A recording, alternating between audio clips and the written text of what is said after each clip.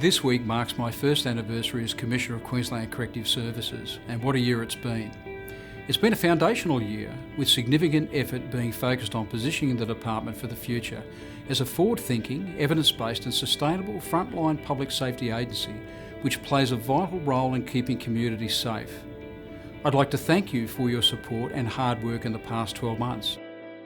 Before I talk about the accomplishments of the past year, I want to acknowledge that they have been achieved while we deal with unprecedented workloads in our day-to-day business of managing prisoners and offenders. In the past 12 months, the number of prisoners in our care increased by nearly 500 to over 9,000 for the first time, with the inevitable flow-on effect of increasing the number of people being supervised in the community to more than 21,000. You have done a remarkable job under these conditions, which I know makes your workplaces more challenging.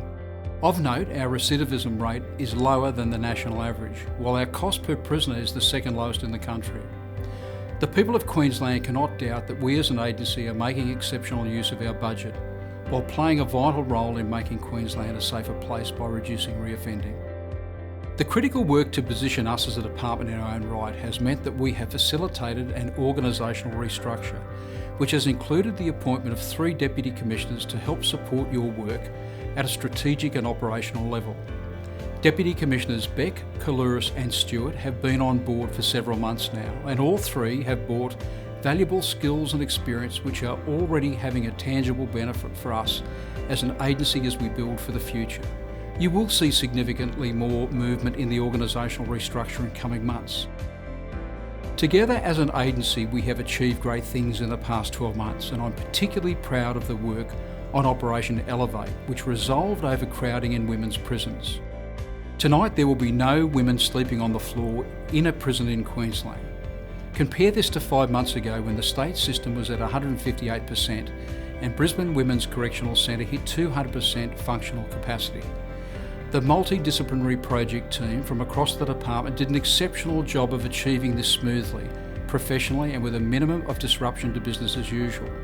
Even more impressively, this was achieved within our existing budget.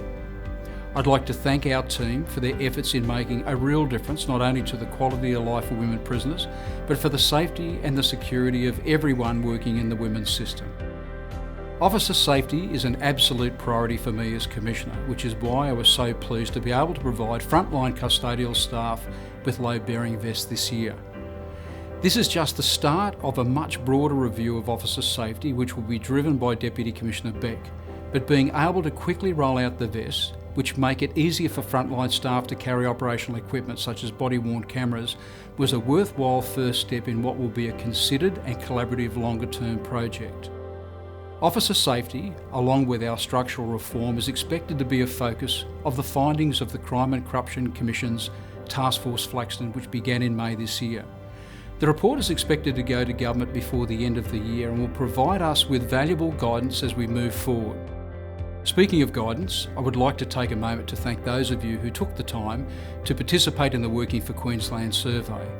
You've given us some clear messages on what is important for you in the workplace and where we need to do things better.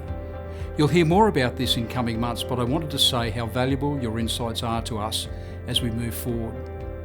As transformative as the past year has been, I think that the year coming will be even more crucial as we position ourselves as a top-tier frontline public safety agency. It will be a year of significant challenge for us.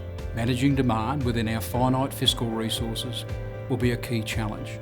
To ensure we operate completely and efficiently within our envelope of funding will mean that we have to review all of our operations.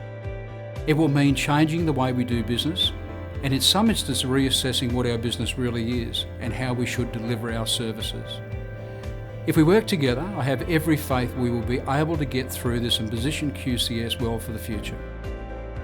Before I finish, I'd like to take a moment to note some of our significant achievements and milestones in the past year.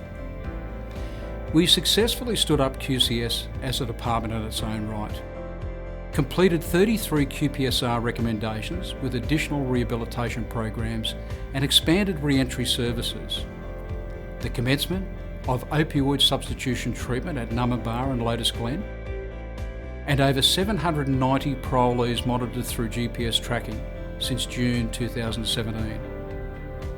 We welcomed an additional 457 staff, including 73 people who joined us from DGAG through the MOG, as well as 215 new staff in custodial and 94 in community corrections. We've engaged staff in the development of QCS strategic plan and the 10-year plan, which is nearing completion.